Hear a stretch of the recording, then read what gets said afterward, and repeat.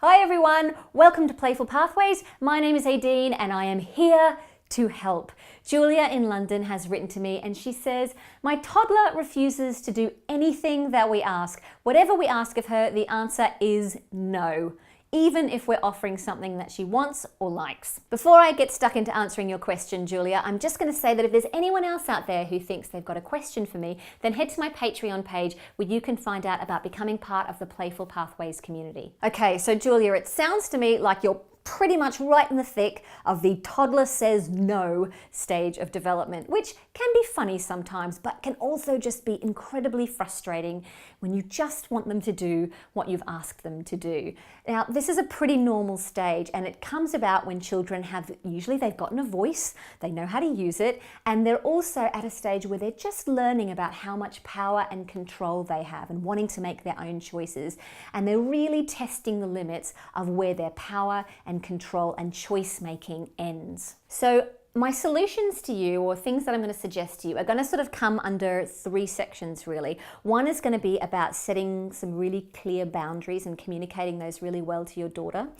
The next one is going to be a little bit about reflecting, which is about how you communicate with her and help her to understand her thoughts and her feelings. And the third one is about being playful with her, okay? So what I would suggest, coming back to the first point, which is about boundaries, is that obviously when you want your daughter to do something for her, then you need to say to her very, very clearly about what the expectation is. Now, sometimes I think as adults we forget that toddlers, little children, are just learning how to make choices, and sometimes we can open things up too broadly and we can actually invite trouble by saying to them, would you like to do this thing? Would you like to have this? Would you like to have that? And the suggestions are far too open-ended and they leave room for a child to say, nope, I don't want to do that. I don't want to do what you've asked me to do. Because that's the only way in that scenario that they can sort of exert some power or control, is by saying no and refusing what you've done or what you've suggested. So something that you can do, for example, is let's say you want your daughter to put her shoes on. Rather than suggesting, would you like to put your shoes on, or are you ready to put your shoes on? You can say, it's time to put your shoes on. Are you going to wear these shoes or these shoes? So what you've done there is you've set up your expectation very clearly that shoes are going to be going on. And then what you're doing is that you're giving her an opportunity to make a choice, to feel like she's got a little bit of power and control, but not too much, not by saying, which shoes would you like to wear? Because then she can say, no shoes. What you're saying is you can choose between these ones and these ones. And she says, oh, I don't want to wear shoes. And you say, you don't want to wear them and you have to choose. So you can choose between these ones and these ones. And just really keep coming back to the choice that she can make in that moment. Okay, so that's about setting the boundary and communicating that really clearly so that she understands the choice that she has.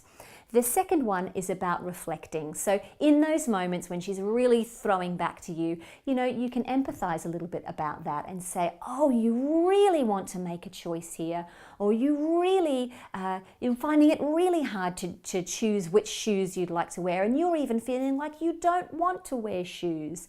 I know sometimes it's really hard to make choices.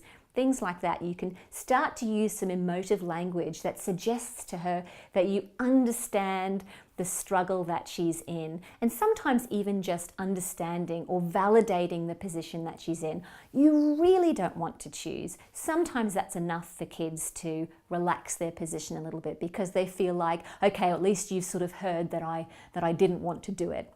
And the third thing is, as much as possible, to be playful about it. Sometimes with little kids, they're not particularly rational. They can't think ahead and think practically. So sometimes, you have to be a little bit silly about these things and you make it into a bit of a game. So for example, you're choosing between the shoes. Right, we're going to put shoes on and you can choose between these ones and these ones. Oh, I don't want to wear any shoes. Oh, you really don't want to wear shoes, and we still have to choose. Now, which ones? It's going to be this one. Now, where does this shoe go? And you muck around with it and you say, does it go on your ear? Does it go on your elbow? Does it go on your fingers? and you begin to be a little bit playful and a little bit silly about that, just to break up the tension. Now, you're still holding that boundary and that expectation that she's definitely wearing the shoes, but you're going to be a little bit silly about it and try and move on from the point where she's just absolutely indignant and refusing to wear it, by being a little bit playful, a little bit silly, and making some crazy suggestions. Okay, so to summarize, my advice is to set some boundaries pretty clearly to your daughter and communicate those to her.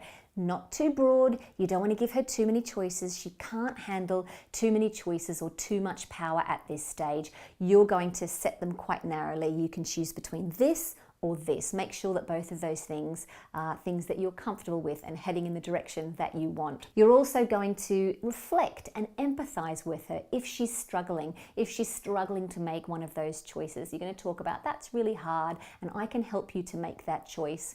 And the third thing you're going to do is you're going to keep it playful. It's really easy when these things get really frustrating to get bogged down and to push harder, and you start saying, no, you are going to do it, and she says, no, I'm not going to do it, and it all becomes very heated.